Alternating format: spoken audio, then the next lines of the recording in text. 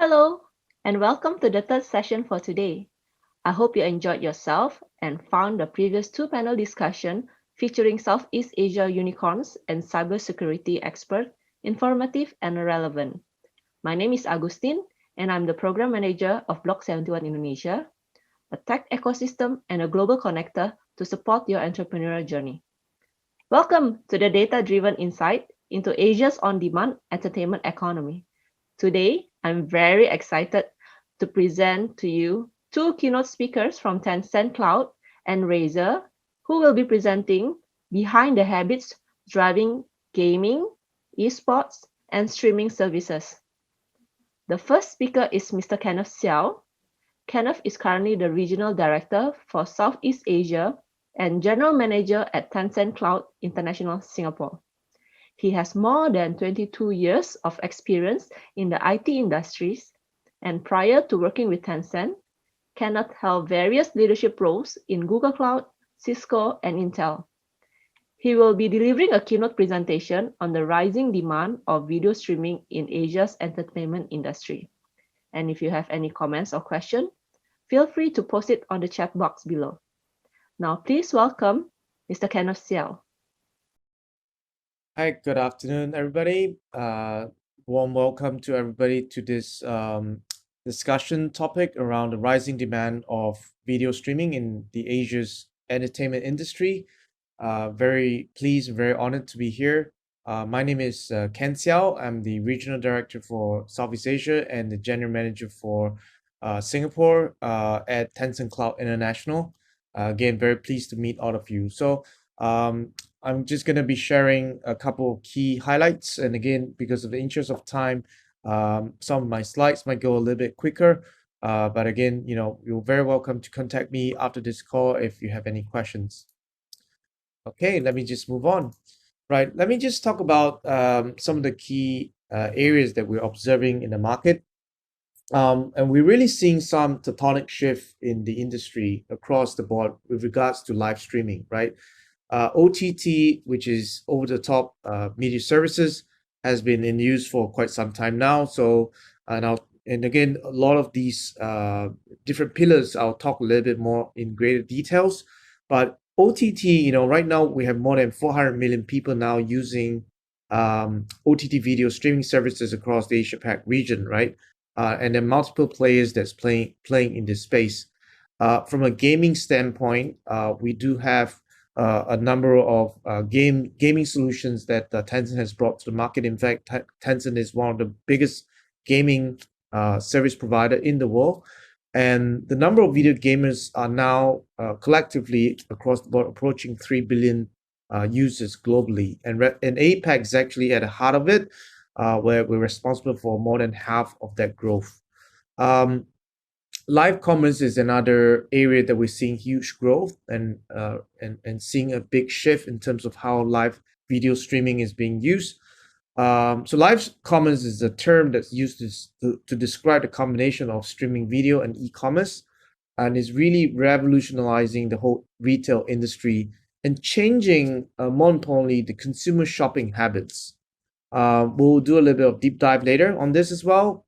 Virtual events is another area that we're seeing a big shift, where the pandemic situation now forcing a lot of companies to rethink how they want to host events, how they want to host meetings, how they want to run the exhibitions for their set of customers, and how they want to promote their set of services or products. So a lot of this are now being shifted to the online basis, and we'll talk a little bit about that as well. And last but not least, we're also seeing a big shift in terms of short videos, and that's primarily led by companies like TikTok and Kuaishou, and is really gaining huge popularity in the last couple of years. So we're going to see, some of these companies playing a huge role in terms of shifting the whole landscape from a video streaming standpoint, coupled with the proliferation of mobile phone technologies that is allowing live streaming to take on an even greater trajectory. Now, let me talk a little bit about OTT. So OTT, which is over-the-top media services, has been around for quite some time. In fact, Um, Tencent is one of the leaders in this space, and we started this journey back in April 2011 when we launched Tencent Video. Um, if you kind of look at the right hand corner, right hand side, with after we launched that, iFlix was launched in 2014. Jukes was launched in 2015, and Jukes is now a Tencent company. Um, in 2018, the Tencent Video's international version, WeTV, was launched. And then in 2020, we actually acquired iFlix. So we're going to continue to invest in this space big time. And we've been doing this for more than a decade now. So a lot of experience in this space. And, the players from North America are also entering the market aggressively. So Spotify, for example, entered in 2011 as well. Netflix was launched in 2015 in Singapore, in Australia, and Singapore and Hong Kong in 2016, and Disney Plus in the recent years. So again, it's a huge market, and a number of players are bringing the strengths and content and into this market, and we are seeing a huge demand in terms of growth, particularly around mobile phones, right? Leveraging mobile phones and ensuring that some of these contents are being able to enjoy and be viewed through mobile devices. In fact, we're also seeing a huge trend where viewers are spending more time on OTT than on just TV on itself, right? So again, a big shift that we're seeing. We're also seeing a big shift in gaming. And ASEAN, right, is one of the world's fastest growing games market. And um, research firm has shown that the revenues from mobile game segment will reach $3.4 billion in 2021 on a year-on-year growth trajectory of 16.4%. And if you kind of drill down to that detail, you can see some countries like especially the emerging countries like the Philippines, Indonesia, Vietnam, even Myanmar, right? Seeing and Laos, I mean, huge growth trajectory in the high double digits. 39% for Laos, Myanmar 52%. So some of these countries are really experiencing a huge growth in terms of gaming.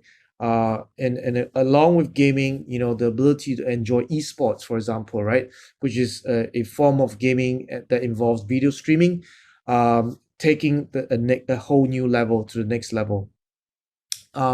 We are also seeing a huge growth in live commerce. So live commerce basically refers to a combination of, as I mentioned, e-commerce together with live streaming, right? So in China, where live commerce is huge, a good host can actually generate millions of dollars in sales in just a few hours, right? So and I wanted to share also a little bit about what we've done closer to home, right? So we work very closely with Shopee, and we've actually partnered with Shopee to support them in their 12/12 sale of 2020. So December 12th, we ran a live broadcast supporting the special offer on that day, and they actually garnered about 450 million views, right?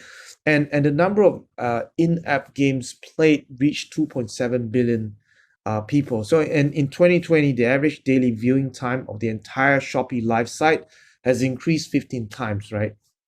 And that, to summarize, right, demonstrated to the rest of the world in the industry that Tencent Cloud has the capability and the ability to support some of these huge demand and spike from a capacity and capability standpoint.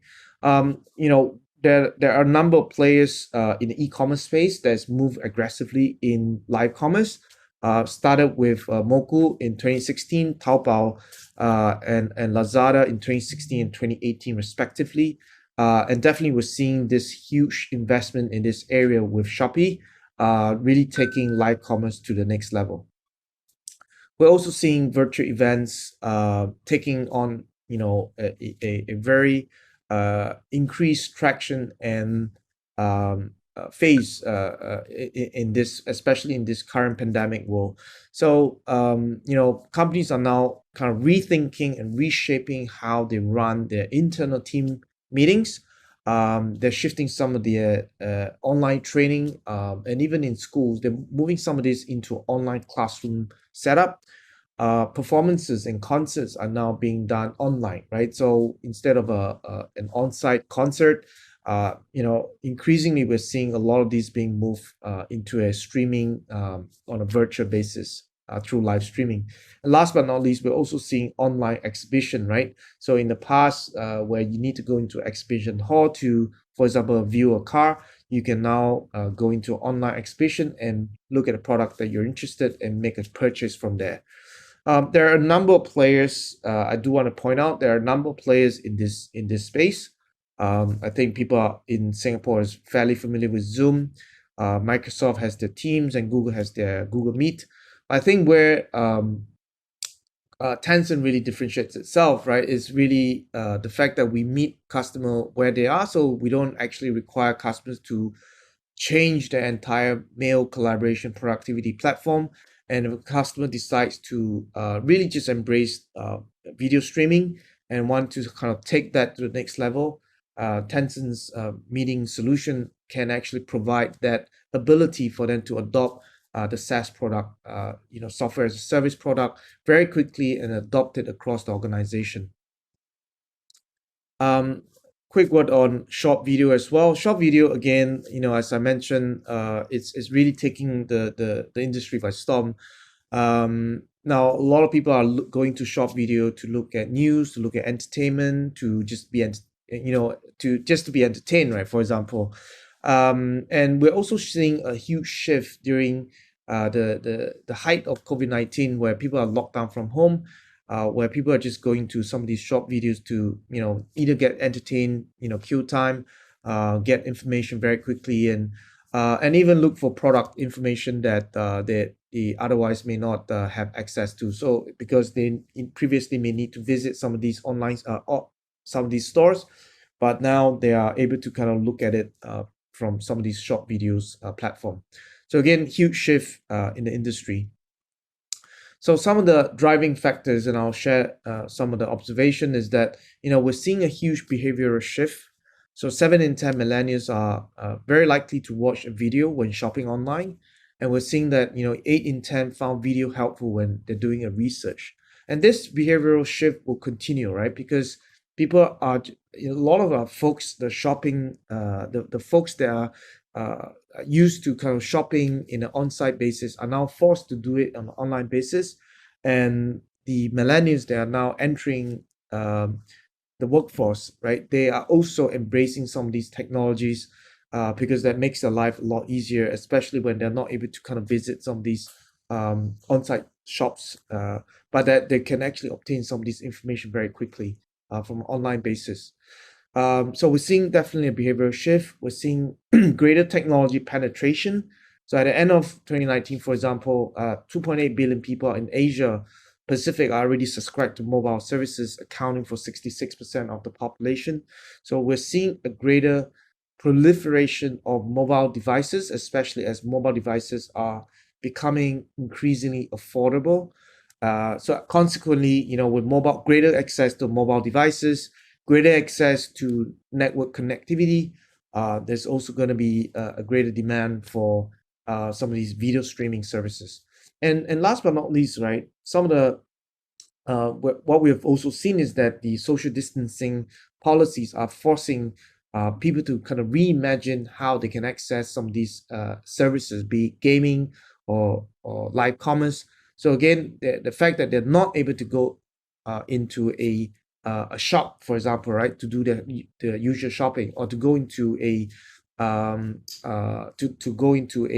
meeting room, for example, are forcing people to reimagine the way that they can actually access information through video streaming. So again, we're going to see this continue because we don't see social distancing being taken away anytime soon. In fact, we do think that the whole social distancing and pandemic protective measures, such as wearing on masks and ensuring that we have a crowd control policies, are going to likely continue for quite some time, right? So consequently, what that also means is that video conferencing will become an alternative platform for people to access the kind of information and services that they need. And we do think that the trend will continue. As I mentioned just now, many kids are embracing new ways of working. Folks that are in universities now and entering the workforce because of the experience the last couple of months and years, now having to think about how do they continue to embrace these new ways of working, living, and interacting with one another. The second area that I also mentioned just now is that the technology penetration of some of the networking components are going to continue to improve. So 5G networking is going to continue to be rolled out across the board. So we're going to see greater access to faster network connectivity and therefore greater demand for some of these services that can be provided through a faster network platform. Now, of course, we're entering a new normal. The post-pandemic world is going to be a very different one from the pre-pandemic world. Um, we are seeing a number of changes already that the government is talking about. For example, fully vaccinated people are able to attend certain events, and there'll be a larger group size. But it's never going to take away that need for remote type discussion, the need for people, for large number of people to access information through online platforms. So we do think that in the new normal, there's going to be a lot of hybrid model in terms of a combination of on-site as well as off-site type of environment to make sure that people are able to access information and enjoy the services that they would like to enjoy and to purchase. Now, there's some ideas that and use cases that we're seeing in certainly in markets like China, and we do think that over time, more and more companies will have to reimagine some of these work practices in this part of the world. So, digital human, for example, right, is an area that has been tried and tested in China, where you don't actually need a physical person behind the video stream services.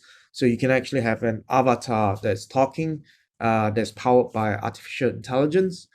Telehealth is an area that we're seeing huge growth as well. Online showroom, buying a car, buying a property can now be done online. Online tuition, we've already experienced that in Singapore, where the government is asking people to work, or rather, to asking the students to work from home and to attend lessons from home. So we see that as a continuing trend. Online interviews, internal collaboration, a lot of it will continue to be shifting online through a video platform. We're also seeing sort of personal training, moving from a gym into a home setup, be it, running a yoga session or running a weights training session. A lot of it can be done through an online setting now. We're also seeing some shift in terms of the banking sector, where in the past we had to go to a bank to discuss financing. For example, a lot of it, again, can be shifted into the video platform arena. Last but not least, we're also seeing the ability for us to kind of visit certain places on a virtual basis, visit a site of interest, visit a museum, for example, without actually stepping into the museum, and all that can be done through video streaming services. Now, what does that mean for the industry here and folks that may be interested to partner with Tencent? So Tencent has been in this space for, as I mentioned, a long time, more than a decade. We have multiple services and video suite of solutions that can help our customers to very quickly get some of the video streaming services off the ground. We have services that span the software layer, so software as a service layer. We have platform as a service layer that can help customers to very quickly build up a streaming service, but building an application that may cater to their particular environment. We also have infrastructure set up that can very easily be provided to our customers if they would like to manage their platform and their application themselves. So again, depending on the needs of the customers, we can meet you where you would like to partner with us. We'll be happy to discuss more offline. But again, we've been in this space for a long time. This is an area that we're very confident that we can very quickly help your business to get off the ground from a live video streaming standpoint. So this is my last slide, just kind of in interest of time. Tencent's global CDN infrastructure, spans across multiple countries, right?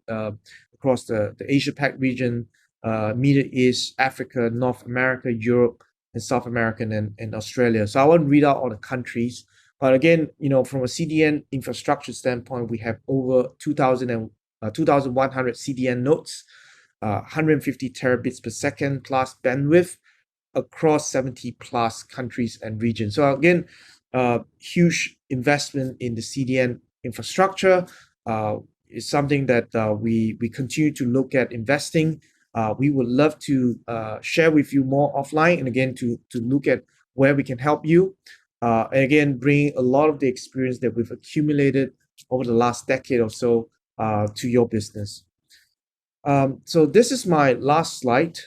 So again, we have a QR code. Please feel free to scan the QR code, post your questions, let us know what would be interesting for you. You can also call the hotline. Provide us as much information as possible. If you'd like to have a discussion, myself and my team will be more than happy to have that offline discussion. Right, so I've come to the end of my discussion, and really want to thank all of you for staying with me for the last 15-20 minutes or so. I hope this has been useful. I'll pass this time back to the moderator. And again, I just want to wish everybody a great and fantastic rest of the session. And again, I hope to be connecting with you very soon. Okay, either on video or on an offsite basis. And have a great day, and we'll catch up soon. Thank you. Thank you, Kenneth, for giving us a fascinating look into the world of cloud and video on demand. Coming up next, we have our second speaker, Fernando, Senior Manager at Razer Global Esports. With experience for over 10 years leading brand strategies and integrated marketing, he now sits at the forefront of Razer's initiative in the esports scene. During the next 20 minutes, he will be giving us an insight on the history of esports, the top 3 most popular esports game, and how esports are transcending borders and converging market with fashion, music, and sports. Now, please welcome Fernando. All right. So first of all, thank you very much, InnovFest, for the invite to come here and speak today. It's a pleasure to be speaking with you. My name is Fernando. I'm a Senior Global Sports Manager here at Razer. Today, we're going to be talking about the rise of esports, understanding where it came from, where it is today, and what we should be looking at tomorrow as the main trends in the industry. So without further ado, let me share my screen with a deck that we prepared just to help illustrate everything that we're going to be discussing here. Right, so as you can see, we're going to be talking the way that I like to put it, the esports industry then, now, and tomorrow. So the first thing that I like to say, just to kick off this conversation, is talking about like Razer and how we see ourselves as like the world's leading lifestyle brand for gamers. And the way that we say this is because being an endemic brand in the industry, we're not just a brand that puts products out there. Even like our motto speaks for itself by being for gamers by gamers. It's a company that put like the community, the esports industry in the core of what we do. It's understanding the industry, understanding their needs, their pain points, what they want, what they need, and it's striving to always like put the very best products out there, always surpassing ourselves to come to terms with the needs and really embrace what the community is expecting, right? So just a little bit about like our own ecosystem. As might say, Razer is very well known for like our peripherals. So the headsets that I'm using now, from keyboards, mice, mouse pads, and everything in between. But Razer is so much more than that. That speaks for like our hardware side, but on the software side as well, we've created these services that really helps gamers like enhance their experience through the Chrome and Cortex.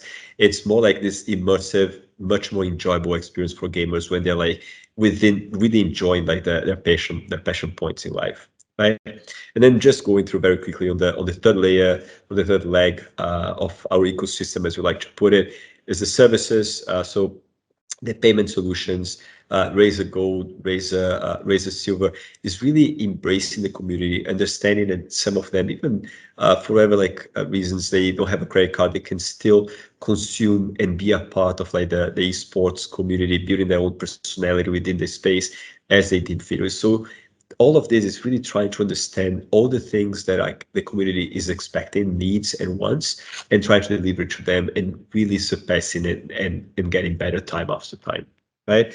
And when I say the Razer is a game, is a brand that's it's a lifestyle. I think this video really helps showcase and convey the sentiment that what Razer is for gamers, right? So yeah,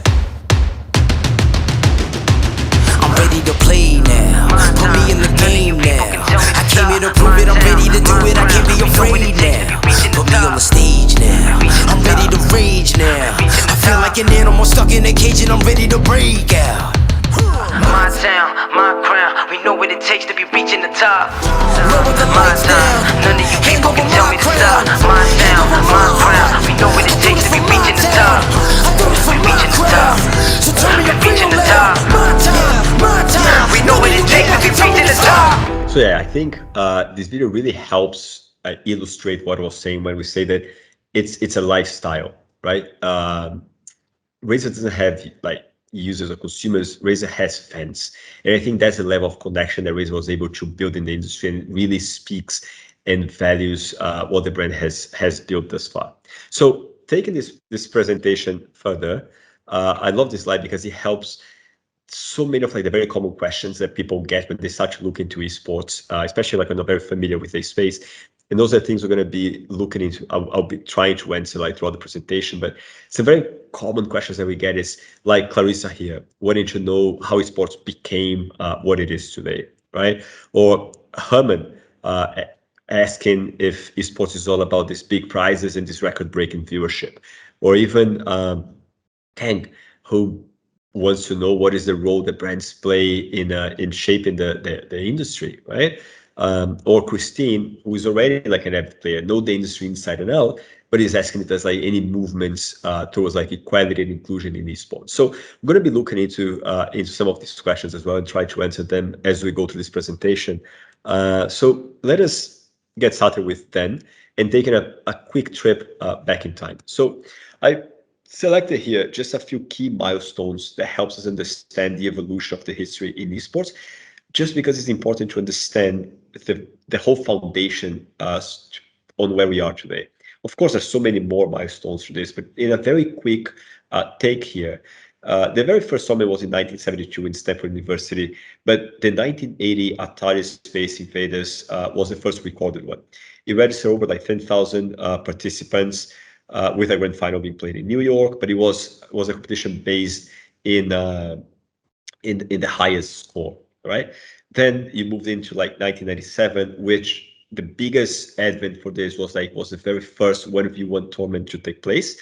It was the Quakes Red Annihilation tournament out there with 2,000 participants. The winner of Harvey, which is just like a fan point, a fun fact. But the main point here is that it revolutionized the way that people competed in esports. They stopped to competing for like the highest score and had to compete against somebody else. So had to beat somebody for this. Then fast forward to 2000 with the creation of KESPA, which was the first esports federation in Korea, the first esports federation being the one in Korea, and that just unleashed so many others to follow. But what that made was to professionalize esports in Korea. It was done with the consent and legitimized by the Ministry of Tourism, Sports, and culture in Korea. So he really started to create and invest in esports as a career in the country. Up to this day is one of like the leading esports nations, right? Then you have 2011 Twitch, we completely revolutionized how people consume esports. Then you have what everybody knows about the Dota 2, the International, as being maybe the symbol of like these major prize pools, but it was in 2013 being the first crowdfunded through a compounding to really get to like a major prize pool of 2.8 million, and every single iteration like ever since, growing year after year, reaching in 2019 $34 million as a total prize pool. And then finally, the final milestone that we've picked is the 2019 Fortnite World Championship, which was held in the Arthur Ashe Stadium, the house of the US Open, sort of the most traditionally celebrated like traditional sports venues in the globe. With like a complete sold out stadium that brought up like a total price of 30 million US dollars. And this just helps us kind of understand in a short span of 40 years how far the esports industry has come. So the next thing I wanted to look at, like when we're looking at the history of esports, talking about the early disruptors. And to get through this, I'd like to talk about this quote by Clayton Christensen, who is a Harvard business professor that I really like. And quote unquote, disruption takes a left turn by literally uprooting and changing how we think, behave, and do business, learn, and go about our day to day. And I think this is just spot on what disruption actually means. So taking this into account, let's look into what we see as the early disruptors in the industry. First, the two of them that really revolutionized the spectacle. ESL offline really transforming the whole setup, the whole environment with like lots of immersive experience using major venues. We sold out and just like a full celebration of esports live. And the second is Twitch, as we said, like as I said before, is a brand that really changed how people consume their love for esports, being like potentially the very first always on platform for people to consume content, consume tournaments, follow their favorite athletes, their favorite streamers, and so on. So these two brands really played a major role in shaping the esports industry as we know it today. Then from a brand perspective, we have Razer being an endemic brand. I spoke a little bit more about it, really putting the community first, understanding their needs, what they want, and really putting their interests at heart to perform and build this association with them. And second is Red Bull.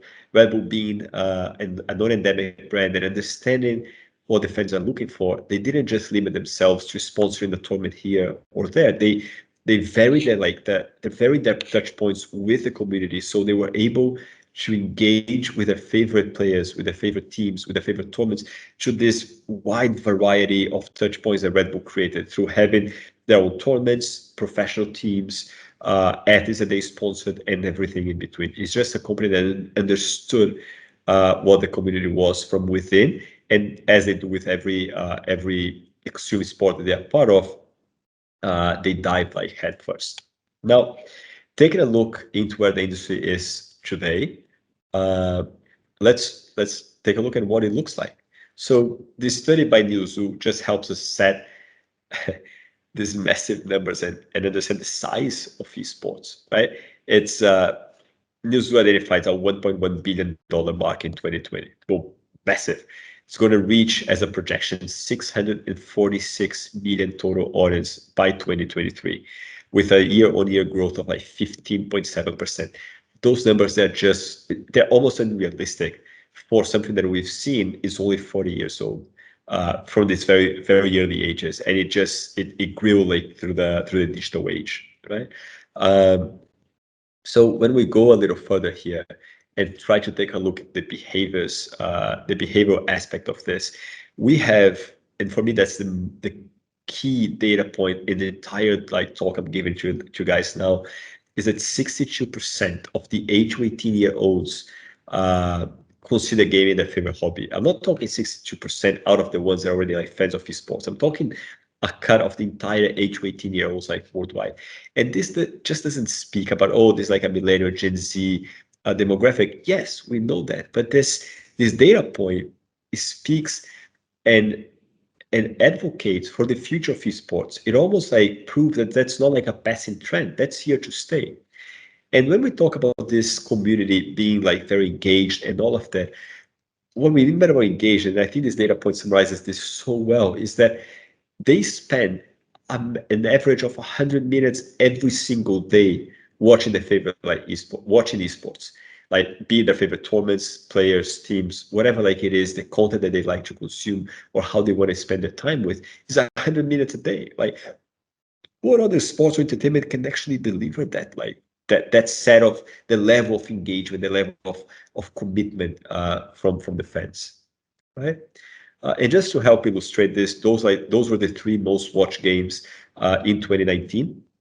So we have first League of Legends with almost 250 million hours watched, then Counter-Strike with 215 million, and Dota 2 with 198 million. I mean, those numbers, they speak for itself. I don't even have to waste a lot of time in this slide here.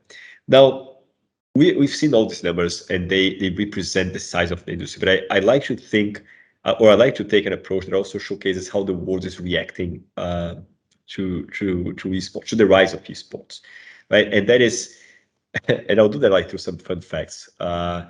You first have, well, first off, like the US now legally recognizes esports pros as a professional athlete. So if you're like an esports pro, you can knock on the US like border immigration and just like ask for a visa, right? There is like a Hall of Fame for esports. There are celebrities investing in esports, like the NBA legends like Magic Johnson, Stephen Curry, rappers like Drake, footballers like Dani Alves. All of them really like investing in having their own teams in esports as well, because they see the potential that this industry has. Finally, you have some of like the world's most renowned universities now having like majors in esports, like UC Irvine, Ohio State, and like some others, especially like in the US and Europe, which just like speaks for the world recognizing this massive movement, right? Now, the other, we've looked about like sizes and things that the world is doing, but from a business perspective, we've been seeing all this, as I like to put it, like this transcending borders and converging markets, right? So I'm just going to run you guys through like a couple or three examples. First of them is like how fashion esports are coming together. We've seen examples of like Louis Vuitton and LOL. It was like very famous, had like a lot of PR. With Louis Vuitton created the case for the trophy, designing the trophy, some skins in game for League of Legends. Nike with the League of Legends Pro League as well, by creating the team kits and then launching like a whole streetwear series with like some gaming elements. You had like Gucci and Team Fanatic with like, and well, launching watches with sponsoring the team, as well as bringing the team to the Milan Fashion Week in January 2020. So those are just some like, they can be seen as small things, but those are like industries really seeing the value that esports has and trying to build that association, right? As a second example, you have music, and I think that one is just massive. We had the example of like Marshmello hosting like a live show inside Fortnight with 10 million live views, and then Travis Scott like that just canceled his world tour and hosted an online show as well, performance that reached not less than 27.7 million fans.